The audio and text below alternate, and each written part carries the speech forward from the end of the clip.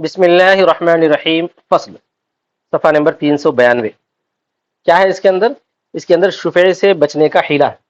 شفیع سے قال وَإِذَا بَاعَ دَارًا إِلَّا مِقْدَارَ ذِرَاعٍ مِنْهَا فِي طُولِ الْحَدِّ الَّذِي يَلِي الشَّفِيعَ فَلَا شُفْعَةَ لَهُ. صنف نے کہا اور جب بیچا گھر کو مگر ایک ذراع کے مقدار اس حد کی لمبائی میں جو شفیع سے ملی ہوئی ہو تو اس کے لیے شفا نہیں ہوگا. مطلب سمجھ میں آیا اس کو؟ ایک پورا گھر ہے، اتنا گھر یا اتنی زمین کسی کو بیچ دیا، لیکن جو ہے اس میں سے ایک ذراع یا ایک گز کو چھوڑ دیا وہی لمبائی میں جہاں بازو میں شفیع صاحب رہتے. سمجھ میں آ گیا؟ تو اب انہیں شفیع کا دعویٰ نہیں کر سکتا، کیونکہ اس کو شفیع کب ملتا ہے؟ چپک کے رہے تو شفا ملتا ہے، نہیں تو شفا نہیں ملتا ہے. اب وہ بقیہ زمین کو کیا کرنا، انہیں اپنے پاس رکھ لینا. میں اس کو نہیں بیچا بولنا، کیا بولنا؟ نہیں بیچا.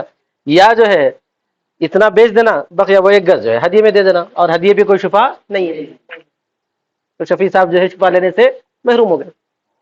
سمجھ میں آ گیا نا صاحب؟ کتنا بہترین تدبیر ہے نہیں ہے.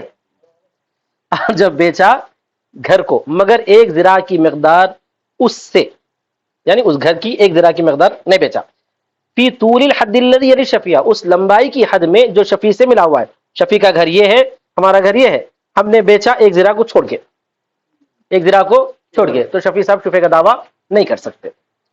فلا شفاعۃ لہ، اس کو شفا نہیں. کیوں؟ لانقطاع الجواری، جوار کے منقطع ہونے کی وجہ سے. وہذا حیلۃ، اور یہ حیلہ ہے، تدبیر ہے. وکذا اذا وہب منہ ھذا المقدار، اسی طرح جب ہبا کرے اس کو یہ مقدار اور اس کو سپرد کر دے، لما بینا، جیسا کہ ہم نے بیان کیا کہ ہبا میں شفا نہیں ہے. تو اب 900 گز کے بجائے وہاں کی ایک 2 فٹ چھوڑ دینا، تو وہ 2 فٹ چھوڑ کے جو ہے جو حساب لگتا اتنے گز، 900 گز کے بجائے 800 گز ہم بیچ دیے، بقیہ 100 گز ہماری طرف سے گفٹ. سمجھ میں آ گیا نا صاحب؟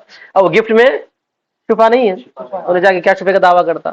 اگر عدالت میں دعویٰ بھی کرا تو انہیں بولتا قاضی کے سامنے، صاحب میں وہ نہیں بیچا، وہ پٹی گفٹ دے دیا، ادھر کا پورا بیچ دیا، ادھر کا چھوٹا حصہ جو ہے 1 فٹ گفٹ دے دیا.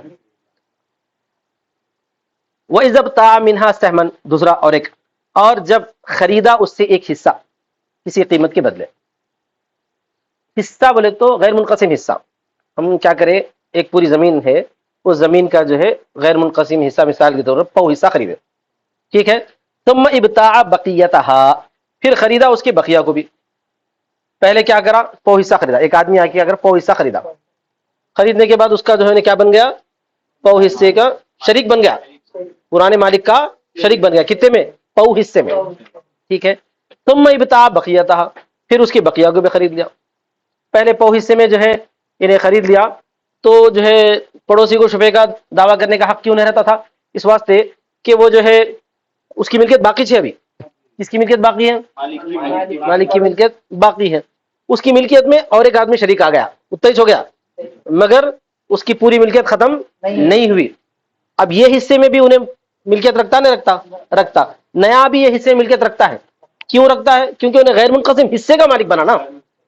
آ رہا سمجھ میں؟ اتنی چیز کا مالک بنا تو ادھر والا پڑوسی کو دعویٰ کر سکتا، اتنی چیز کا مالک بنا تو ادھر والا پڑوسی دعویٰ کر سکتا. انہیں ویسی ملکیت نہیں لیا، حصے کی ملکیت لیا. ہر جگہ سے اس کو حصہ ہے، اس کو بولتے ہیں غیر منقسم. عربی میں کیا بولتے ہیں اس کو؟ سہم. تو اور جب خریدا اس سے ایک سہم بثمن، کسی قیمت میں، مثال کے طور پر ایک 100 حصہ لیا یا آدھا حصہ لیا، سمجھو آدھا حصہ لیا، ہو گیا نا سب. ثم ابتاع بقیتها، پھر اس کے بعد بقیہ بھی لے لیا. پھر اس کے بعد کیا کرا، فالشفاعۃ للجار فی السہم الاول دون الثانی، تو شفاع جو ہے پڑوسی کے لیے ہوگا پہلے والے سہم میں، پہلے والے سہم میں، نہ کہ دوسرے والے میں. پہلے والے سہم میں شفاع اس واسطے ہوں گا کہ انہیں جو ہے پہلے بیچا ہوا ہے نا، اس میں بھی جو ہے مجھے حصہ ہے بول سکتا پڑوسی، لیکن دوسرے میں نہیں بول سکتا. کیوں نہیں بول سکتا؟ اس لیے کہ دوسرے میں انہیں شریک ہے نا، انہیں پہلے خرید کے جو ہے شریک بن گیا ہے، تو دوسرے میں جو ہے انہیں دعویٰ نہیں کر سکتا. صرف پہلے والے میں دعویٰ کر سکتا، جتنا حصہ انہیں لیا اتنا حصہ میں لیا ہوں، یہ بول سکتا ہے. دوسرے حصے میں کیوں دعویٰ نہیں کر سکتا؟ کیونکہ انہیں لے کے جو ہے فوراً دوسرا حصہ بھی خرید لیا ہے، تو انہیں خود شریک بنا ہوا ہے قاضی کے فیصلے سے پہلے ایسا. لأن شفیع جار فیہما، اس لیے کہ شفیع ان دونوں میں پڑوسی ہے، مگر یہ کہ مشتری دوسرے حصے میں شریک ہے، مگر یہ کہ پڑوسی شریک. فیتقدم علیہ، تو انہیں اس پر مقدم ہوگا، دوسرے حصے میں جو ہے شریک ہونے کی وجہ سے مقدم ہوگا۔ فَإِنْ أَرَادَ الْحِيلَةَ، اگر اس نے ہیلے کا ارادہ کیا تو ابتاع السہم بالثمن الا درہمن۔ اب یہاں پہ ہیلا کیسے ہو سکتا ہے؟ تو ارادہ کیا ہیلے کا تو سہم کو یعنی حصے کو خریدے پوری قیمت میں، الا درہمن سوائے ایک درہم کے، مثال کے طور پر ایک درہم کو بچا کے رکھے، والباقی بالباقی، اور باقی کو جو ہے وہ ایک درہم میں خریدے۔ ہیلا کرنا ہے تو کیا کرنا کہ پورے سہم کو خریدنا، سہم میں سے جو ہے ایک حصے کو قیمت سے خریدنا، باقی کو صرف ایک درہم میں خریدنا۔ باقی کو کیا کرنا، مثلا پہلے والے حصے کو کیا کرنا بھائی، ایک قیمت میں خریدنا، باقی کو جو خریدنا ایک درہم میں۔ اگر مثال کے طور پر یہ پورا گھر ہے، اس گھر کا ایک حصہ مشتری کیا کرا، خریدا، کتنے میں خریدا، 20,000 میں، بقیہ حصہ جو ہے ایک درہم میں خریدا، بقیہ حصہ۔ تو اب جو ہے شفیع پرانے والا پہلے والے حصے میں تو حق رکھتا ہے، 20,000 میں تو حق رکھتا ہے شفا لینے کا، 20,000 میں حق رکھتا ہے، لیکن اس میں حق نہیں رکھتا ہے۔ تو وہ آدھا حصہ 20,000 میں کیوں لیں گا انہیں، وہ آدھا حصہ کیوں لیں گا، انہیں بولیں گا اس میں دو، اس میں تو نہیں دے سکتے کیونکہ اس میں جو ہے شریک بنا ہوا ہے، اس میں تو انہیں شریک بنا ہوا ہے۔ فَإِنْ أَرَادَ الْحِيلَةَ، اگر ہیلے کا ارادہ کرے تو خریدے حصے کو قیمت میں، مگر مثال کے طور پر ایک درہم کو، والباقی بالباقی، اور بقیہ حصے کو کس میں خریدے، وہ ایک درہم میں خریدے۔ وَإِنِ ابْتَاعَهَا بِثَمَنٍ، اور اگر اس کو خریدا قیمت میں، ثُمَّ دَفَعَ إِلَيْهِ ثَمَنًا، یہ بھی اور ایک حصہ ہے، اور اگر اس کو خریدا کس میں، قیمت میں، پھر دیا اس کی طرف کپڑا اس کے عوض کی طرف سے، پھر اس کی طرف دیا کپڑا۔ اگر کوئی آدمی اپنی زمین خریدتا ہے قیمت کے عوض، لیکن اس کے بدلے میں کیا دیتا ہے، کپڑا دے رہا ہے، تو ان کا آپس میں معاملہ ہے، لیکن شفیع کیا دینا پڑے گا، قیمت ہی دینا پڑے گا۔ بولو، اگر شفیع آیا تو کیا دینا پڑے گا، قیمت دینا پڑے گا۔ تو یہاں پر کیا بول رہے ہیں، شفیع کو کیا کرو، زمین کو جب بیچ رہے ہیں شفیع سے بچنے کے لیے بہت زیادہ قیمت میں بڑھا کے بیچو۔ اگر مثال کے طور پر زمین ہے 10,000 درہم کی، تو اس کو 1,00,000 درہم کی بنا دو۔ کیا بنا دو کہ میں زمین 1,00,000 درہم میں فروخت کیا، لکھا لو۔ پھر وہ 1,00,000 درہم کے بدلے میں 10,000 درہم والے کپڑے دو۔ کیا بول رہے ہیں، کپڑے۔ اگر 10,000 درہم کے کپڑے میں خریدتا ہوتا تو شفیع لے کر کیا کرتا تھا، وہی 10,000 درہم کے کپڑے اس کو دیتا تھا۔ ویسا کرنے کے بجائے بہت زیادہ قیمت جو ہے درہم کی لگانا، بہت زیادہ قیمت، اور اس کے عوض میں کپڑا جو ہے اتنا دینا جتنی کی وہ زمین ہے۔ تو اب پڑوسی کو اگر جو ہے دعویٰ کرنا ہے شفیع کا، تو اس دعوے کی عوض میں اس کو جو ہے 1,00,000 درہم دینا پڑتا ہے، کیونکہ زمین کتنے بکی، 1,00,000 درہم۔ نہیں، انہیں کپڑا دیا نا، وہ چھوٹا تھا کپڑا، کم قیمت والا تھا، وہ میں دیتا ہوں، تو وہ ان کا آپسی معاملہ تھا، لیکن زمین جتنے میں بکی ہے اتنے پیسے شفیع کو دینا ہوگا۔ اتنی ہمت کہاں شفیع کر سکتا ہے، نہیں کر سکتا۔ آیا سمجھ میں، یہ بھی ایک وہ ہے کیا بولتے ہیلا۔ اور اگر اس کو بیچا سمن سے، پھر اس کی طرف دیا کپڑا عوضاً عنہ، اس کی جانب سے عوض کے طور پر، فالشفاعۃ بالثمن، تو شفاع سمن سے ہوں گا نہ کہ کپڑے سے، لأنہ عقد آخر، اس لیے کہ وہ کپڑے والا دوسرا معاملہ ہے، وہ دونوں آپس کی رضامندی سے کرے۔ والثمن هو العوض عن الدار، اور ثمن ہی جو ہے گھر کا عوض ہے۔ ہمارے مصنف کہتے ہیں قال رضی اللہ عنہ وهذا حیلۃ اخرى تعم الجوار، یہ دوسرا ہیلا ہے جو جوار اور شرکت کو تو عام ہے، جوار اور شرکت کو عام ہے۔ فیباع باضعاف قیمتی، تو بیچا جائے گا اس کی قیمت کے کئی گنا میں، اس کی قیمت کے کئی گنا میں۔ جیسے میں 10 اور 1,00,000 کی مثال دیا، 10 کی زمین ہے، 1,00,000 درہم قیمت لگایا، اب 10 گنا زیادہ کر دیا، پڑوسی جو ہے اتنا کہاں دے سکتا، ارے ایسا کرتا تھا نہیں لیتا میں بولتا، سمجھ میں آ گیا نا۔ وہی ہوتا بھی ثمن بقدر قیمتی ہے، اور دے دیا جائے اس کا کپڑا اس کی قیمت کے بقدر، 10,000 کا کپڑا دے دینا، انہیں کپڑا لے کے بولتا وہ الگ اپنا معاملہ آ گیا، لیکن زمین کتنے بکی، 1,00,000 میں، 1,00,000 کون لگایا، وہ تو لگایا کوئی لگانے والا لگایا، آپ بھی اگر دیتے تو 1,00,000 دے دے گے، لے لے تو، سمجھ میں آ گیا۔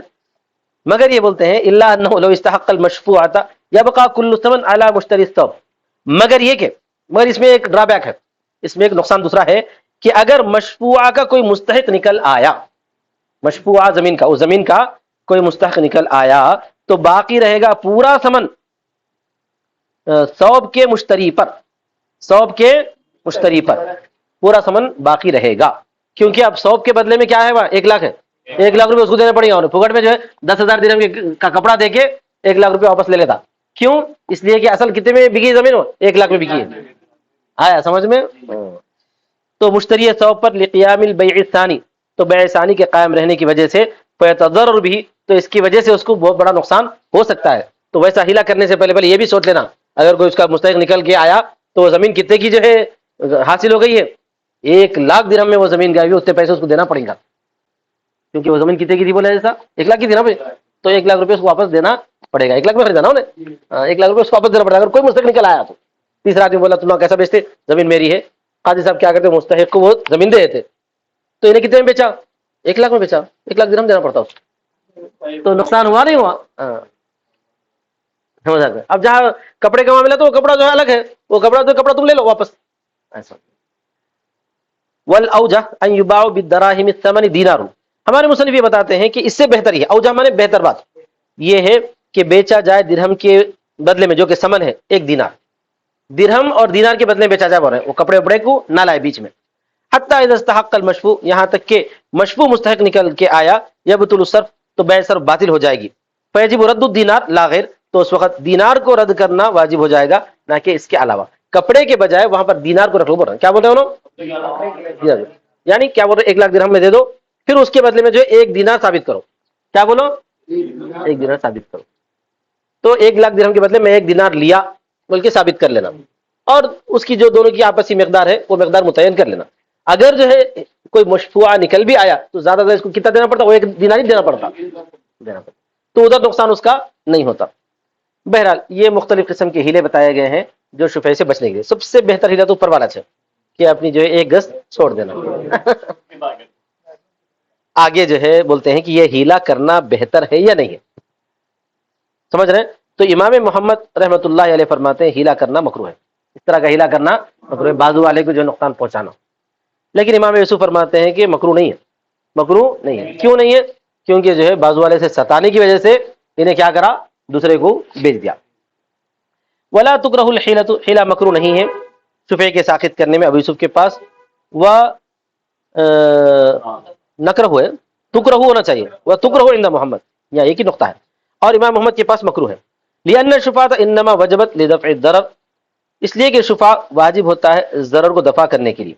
وَلَوْ أَبَحْنَا الْحِيلَةَ مَا دَفَعْنَاهُ، اگر ہم ہیلے کو مباح قرار دے تو ہم اس کو دفاع نہیں کر سکیں گے. سمجھ میں؟ اگر شفاع شریعت نے دیا کیوں، پڑوسی کے ضرر کو دور کرنے کے لیے دیا. آپ اس ضرر کو جو ہے ثابت کر رہے ہیں، پھر اس ضرر کو ثابت کر رہے ہیں. کوئی دوسرا پڑوسی آ گیا تو اس کو ایک نقصان ہوگا، اس نقصان سے بچنے کے لیے انہیں شفاع طلب کر رہا تھا، اسی نقصان میں اس کو کیا کر رہے ہیں آپ، گھسٹ رہے ہیں. تو شریعت کے حکم کو تبدیل کرنا یہ مکروہ ہے، غلط. ابو یوسف کی دلیل یہ ہے کہ انہ منع عن اثبات الحق فلا يعد ضرر، انہیں یہ کہتے ہیں کہ بھائی یہ حق کو ثابت کرنے سے روکا جا رہا ہے، وہ ضرر میں شمار نہیں ہوگا. مطلب کیا شمار نہیں ہوگا، شمار نہیں ہوگا، یعنی انہیں دوسرے کو نقصان نہیں پہنچانا چاہ رہا، بلکہ یہ چاہ رہا ہے کہ پڑوسی کا حق میں روک دوں بس اب تک. مگر جو ہے فتویٰ ہے امام محمد کے قول پر ہی کہ یہ ہیلے سے جو ہے یہ ہیلے سے جو کسی کا حق روکنا مکروہ ہے. ہاں البتہ اگر پڑوسی اس کو ستایا تھا، تکلیف دیا تھا، اور اس کو جو ہے دوسرے کو گراہک نہیں آنے دے رہا تھا، اور کم سے کم قیمت میں جو ہے اس کو نقصان پہنچانا چاہ رہا تھا، ایسے موقع پر ہیلا کر کے جو ہے خاموشی سے نکل جا سکتے تھے. وعلی ھذا الخلاف الحیلۃ فی اسقاط الزکوٰۃ، اسقاط زکوٰۃ میں ہیلا بھی اسی اختلاف پر ہے. بولتے ہیں امام ابو یوسف بولتے ہیں کوئی مکروہ نہیں ہے، محمد بولتے ہیں مکروہ ہے. فتویٰ محمد پہ ہے. آپ بولیں گے زکوٰۃ سے بچنے کا ہیلا کیسے ہو سکتا؟ جیسے عبد الرحمن میاں ہیں، اچھے رئیس ہیں، مالدار ہیں، اب ان کی زکوٰۃ بنتی ہے کب، رمضان المبارک میں. تو کیا کر رہے ہیں، رجب میں یا شعبان میں اپنے پورا مال جو ہے بیوی کے نام پہ گفٹ کیا کر دیے، اب میں پیسہ نہیں ہے میرے پاس، کہاں کی زکوٰۃ، کیا بول رہے ہیں اس کے بعد زکوٰۃ کہاں کی. پھر اب بیوی کے پاس رہ گیا، پھر بیوی صاحبہ جو ہے رجب میں، پھر عبد الرحمن کے اکاؤنٹ میں، ہاں سال کی سیلری پرانے ہوا، زکوٰۃ فرض ہوتی نہیں. کون بولتے ہیں یہ، ابھی یوسف بولتے ہیں مکروہ نہیں ہے ہیلا. لیکن محمد بولیں گے یار ایسا کیسا، پورے مالداروں کو مال ہو ایسی کر دیتے، پھر غریبوں کو زکوٰۃ کا مقصد بہت ہو جاتا نا. چنانچہ پاکستان میں جنرل ضیاء الحق جس وقت جو ڈکٹیٹر بنا تھا، اس وقت انہیں کچھ اصلاحات لانے کی کوشش کی، مولانا تقی عثمانی وغیرہ جو ہے ثابت کر کے اصلاحات کے لیے ان کو فورس کرے، تو انہوں اس میں سے زکوٰۃ کی وصولی کا نظام قائم کرے تھے. کیسے زکوٰۃ کی وصولی، بینکوں میں جو رقم ہے اس رقم سے زکوٰۃ کی وصولی بول کے. اب بہت سارے بینکوں میں جو ہے پیسے رہتے نا پھر، پیسے ہے، پیسہ ہے، سونا ہے، کس میں اس میں ہے، کس میں رہتا سونا؟ وہ بولتے نا لاکرس میں سونا رہتا، ان پہ جو ہے لکھ کے رکھتے اتنا سونا رکھے ہم بول کے، تو ان سب پر جو ہے کیا کرنا چاہیے؟ زکات کی ادائیگی ہونی چاہیے. اور وہ زکات کی ادائیگی کیسے ہوں گی؟ ڈائریکٹ بینک میں زکات کا نظام قائم کیا گیا، سال گزرتے ہی جو ہے ان کی پوری رقم سے 2.5% جو ہے زکات کے اماؤنٹ میں ٹرانسفر کر دینے کا شروع کرے تھے. سمجھ میں آ گیا نا؟ بہت اچھا نظام تھا، بہترین نظام چل رہا تھا. اور وہاں پہ بھی کون کی جو ہے ہدایت پڑ گیا تھا شاید. انہوں کیا کر رہے ہیں شوہراں جو ہے 1 سال گزرنے سے پہلے پہلے اپنا پورا اکاؤنٹ خالی کر کے ٹرانسفر کر دے رہے ہیں بیوی کے اکاؤنٹ. جب آن لائن ٹرانسفر نہیں تھا، پیسے ہاتھ میں نکال دے رہے ہیں، بیوی کے میں ڈال دے رہے ہیں، پھر بیوی کے ہاتھ سے نکال کے اپنے اس میں ڈال لے رہے ہیں. ایسا شروع کرے. تو آدمی جو ہے جب کسی چیز سے بچنا چاہے تو ایسی حرکتیں کرتے رہتا ہے، مگر اللہ کو تو دھوکہ نہیں دے سکتا نا. اسی وجہ سے ایسے ہیلے وغیرہ اختیار کرنا جائز نہیں. وہ آخر دعویٰ الحمدللہ.